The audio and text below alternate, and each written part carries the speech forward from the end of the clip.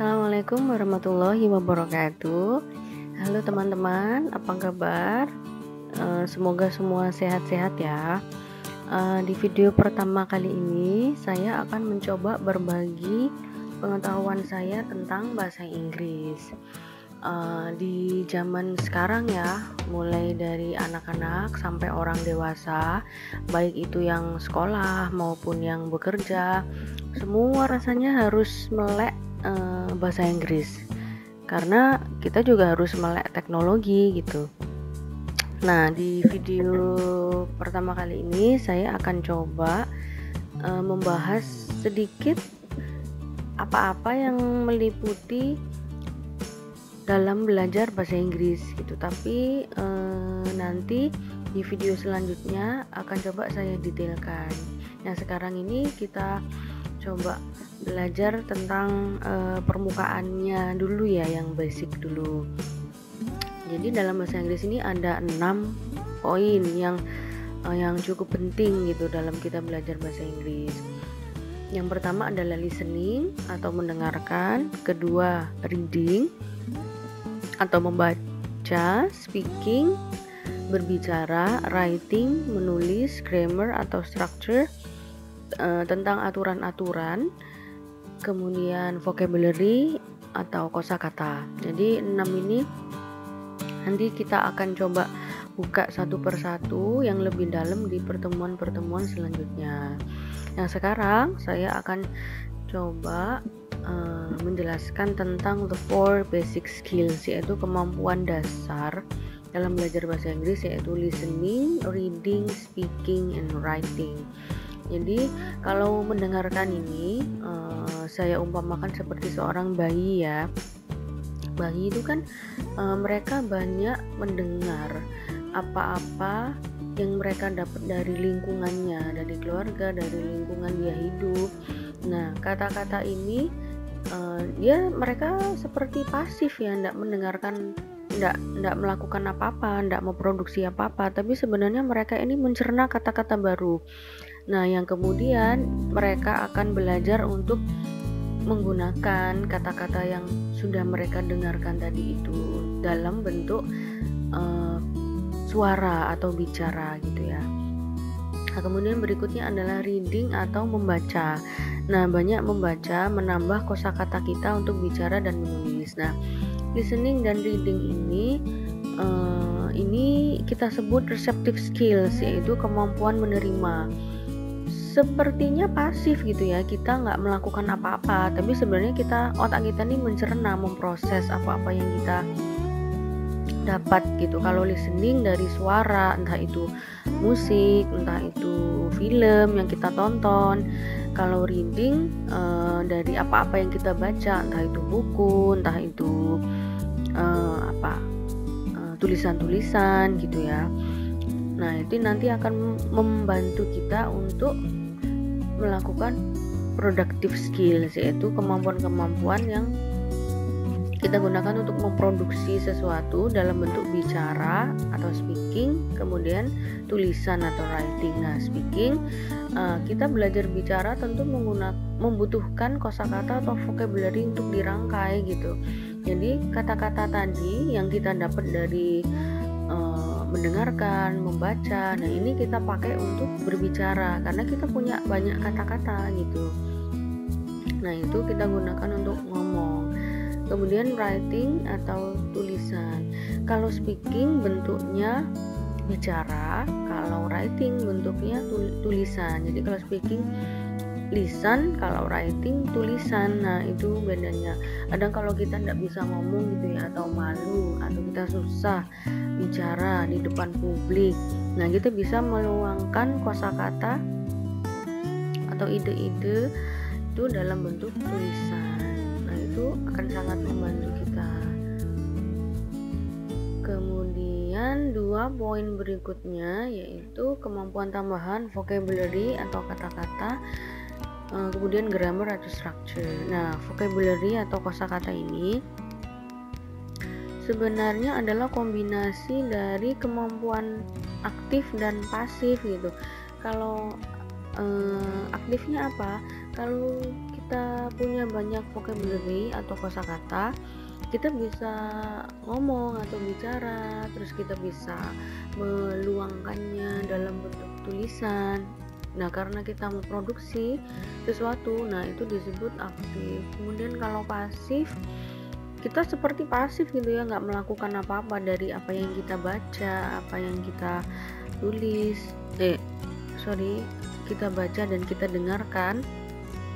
Nah, ini kita akan dapat banyak vocabulary atau kosakata baru.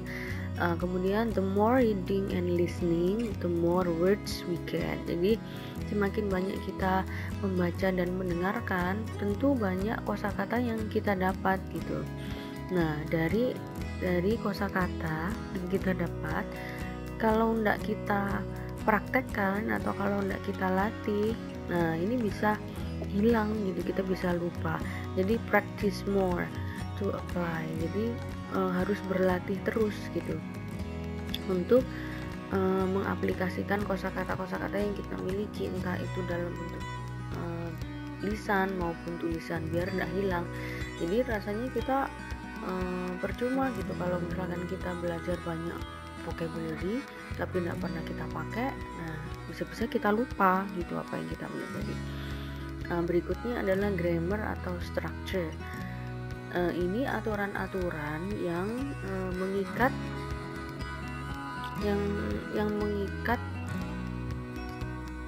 apa ya istilahnya ya. Grammar atau structure itu aturan-aturan yang mengikat bahasa dalam konteks tertentu gitu. Jadi contohnya tenses gitu, atau simple present tense misalnya, atau simple past tense.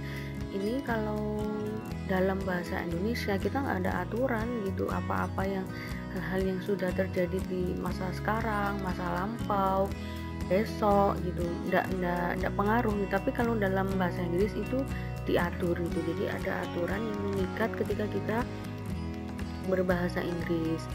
Nah, sebenarnya tidak ada cara praktis ya. Semuanya harus berproses melalui memorization of pattern gitu. Jadi kita mau nggak mau harus mengingatnya, menghafal semua aturan-aturan itu gitu. Jadi harus menghafal, bisa jadi menghafal. Nah, kalau kita pakai aturan yang betul, tentu kawan bicara kita ini akan paham gitu apa yang kita maksud. Ada yang bilang kalau grammar atau structure itu nggak penting gitu ya. Jadi yang penting kawan bicara paham. Nah, ini sebetulnya juga kurang tepat. Kalau misalkan kita berkomunikasi dengan orang-orang sekitar kita, teman, keluarga gitu ya, tetangga, ini enggak masalah, yang penting sama-sama paham kita ngomong apa, mereka paham yang kita maksud. Nah, tapi konteksnya berbeda ketika kita ngomong dengan katakanlah guru atau profesor atau bule gitu ya.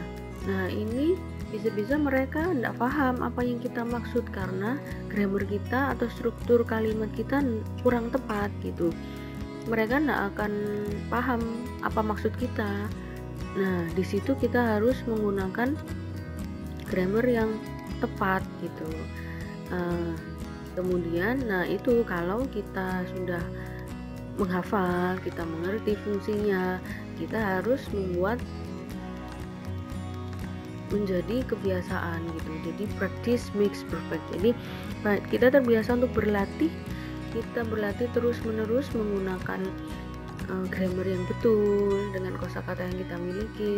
Jadi kita akan paham konteks dari suatu kalimat, kita paham apa yang dimaksud gitu. Jadi kawan bicara kita ini banyak gitu ya, enggak cuma teman, enggak cuma tetangga. Jadi satu waktu kita ketemu dengan bule misalkan, atau orang yang cukup berpengetahuan, nah itu biar kita tidak malu gitu kan. Jadi kita harus paling tidak paham sedikit-sedikit lah tentang grammar. Terus kita coba untuk berlatih menerapkan grammar dengan tepat. Nah, yang terakhir ini the urgency of English. Jadi apa sih pentingnya bahasa Inggris itu sebenarnya, untuk apa gitu? Kalau saya simpulkan sebetulnya hanya ada dua ya, yaitu untuk belajar dan juga untuk bekerja. Nah, kalau belajar ini yang di bangku sekolah, bahasa Inggris itu masuk sebagai compulsory subject, yaitu mata pelajaran wajib. Jadi ya kita nggak punya pilihan, mau nggak mau kita harus belajar bahasa Inggris gitu. Tinggal kita mencari cara gimana belajar bahasa Inggris yang fun gitu, yang menyenangkan gitu. Nah, setelah itu kalau kita belajar, tentu apa yang diajarkan itu kan harus dites ya, harus ujian. Nah, itu masuk ke requisition of school graduation. Jadi kita lulus itu bahasa Inggris masuk dalam salah satu mata pelajaran yang diujikan kan. Jadi kita ujian bahasa Inggris, kalau misalkan kita nggak lulus, nah akan mempengaruhi nilai kita. Bisa-bisa kita bisa nggak lulus hanya karena satu mata pelajaran bahasa Inggris itu tadi gitu. Nah, yang kedua untuk bekerja, dalam bekerja juga sebenarnya salah satu syarat itu bisa berkomunikasi bahasa Inggris, baik lisan atau tulisan, baik aktif maupun pasif gitu ya. Biasanya mau kerja dimanapun, di Indonesia, di luar negeri, ini sebenarnya sangat penting gitu untuk jadi bahan pertimbangan kita agar kita ini belajar bahasa Inggris dengan baik dan benar gitu. Misalkan di satu perusahaan tuh banyak temen ya yang nggak cuma dari Indonesia misalkan. Nah, ini kan bahasa internasionalnya kan bahasa Inggris. Nah, itu yang dimaksud gitu. Jangankan kita berkomunikasi dengan teman-teman di kantor gitu, dengan bos. Nah, apalagi dengan bos ya. Jadi kalau kita nggak bener ngomongnya, ya mereka nggak akan paham gitu apa yang kita maksud gitu. Nah, kemudian ini termasuk additionally beneficial point gitu. Bahasa Inggris itu poin penting sebagai tambahan untuk kemampuan-kemampuan kita dalam bekerja gitu ya.